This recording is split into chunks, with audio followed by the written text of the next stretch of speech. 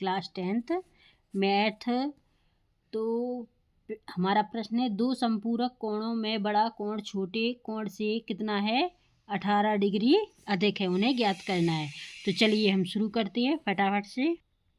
तो चलिए हम शुरू करते हैं। दो संपूरक कोणों में बड़ा कोण छोटे कोण से कितना है, 18 डिग्री अधिक है, उन्हें ज्ञात करना है। तो हमारे पास एक छोटा कोण है और एक बड़ा कोण है, यानी दो कोण है। तो चलिए हम शुरू करते हैं। तो सबसे पहले हम हल करते हैं। तो सबसे पहले हम लिखेंगे हल। क्लियर। तो क्या पूछा है, दो कोण है, तो हम क्या लिखेंगे, माना कि बड़ा कोण। क्या लिखना है, माना कि बड़ा कोण। ठीक है, बड़ा कोण। बड़ा कोण क्या मानेंगे हम, x, और छोटा कोण क्या मानेंगे हम, y। ठीक है, क्या मानेंगे, बड़ा कोण x और छोटा कोण y। तो हमारे पास दो कोण हो चुके हैं। अब क्या पूछा है, दो संपूरक कोणों में बड़ा कोण छोटे कोण से 18 डिग्री अधिक है। तो दोनों कोणों का योग क्या होता है, 180 डिग्री। ठीक है, क्या होता है, 180।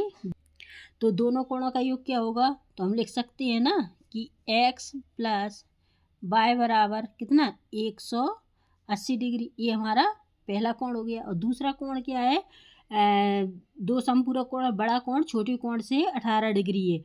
तो बड़ा कोण छोटे कोण से 18 डिग्री अधिक, यानी प्लस लग गया। तो ये हो गया हमारे साथ समीकरण नंबर 2। क्लियर। अब हम क्या करेंगे, एक और दो समीकरण बन गया है, तो समीकरण 2 का मान समीकरण 1 में रखने पर, तो हम यहाँ लिख सकते हैं समीकरण 2 का मान किस में, समीकरण 1 में रखने पर। क्लियर, ये लिख दिए। अब 2 में रखना है ना हमको, समीकरण 2 का मान 1 में रखने पर। तो 2 का मान रखना है तो हमें 1 में रखना है, तो 1 हम में रखना है, तो 1 हम लिखेंगे, x प्लस वाई बराबर 180। अब 2 का मान देखिए, x बराबर y प्लस 18 है, तो हमें x की जगह क्या रखना है, y प्लस 18, और हमारे पास y है और 180 डिग्री। क्लियर, इतना आ गया आप लोगों को अच्छे से समझ में।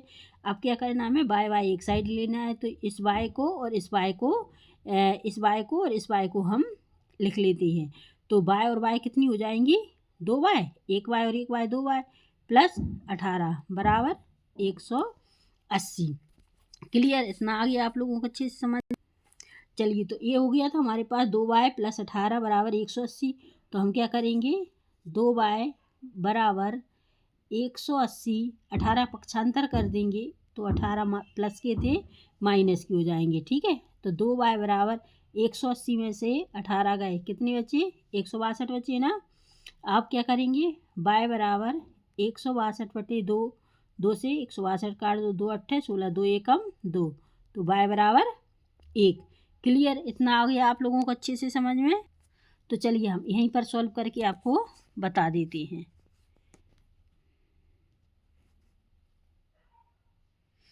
तो अब क्या करना है, हमें y का मान 1 निकल गया है, तो हम यहाँ लिख सकते हैं ना कि y का मान समीकरण किस में, 1 में या 2 में, तो 2 में रखने पर, 2 में रख देते हैं हम। तो दूसरा हमारे पास समीकरण क्या था, x प्लस y बराबर, x बराबर y बराबर क्या है, x बराबर y प्लस 18, ये था ना हमारा मान।